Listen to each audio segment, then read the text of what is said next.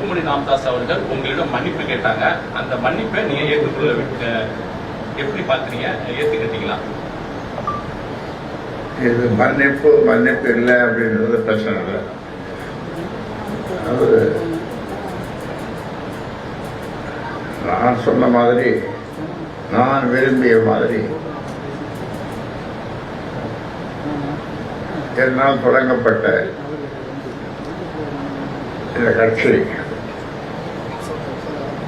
96,000 கிராமங்களுக்கு நான் சென்று வளர்த்த இந்த கட்சிக்கு நான் சென்ற முறை சொன்னேன், மீண்டும் சொல்லுகிறேன். எத்தனை முறை வேண்டுமானாலும் இதைத்தான் சொல்லுவேன். இந்த கட்சிக்கு என் மூச்சிருக்கும் வரை நான் தலைவர். அவருக்கு என்னன்னா உங்களுக்கு தெரியும், செயல் தலைவர் கொடுத்து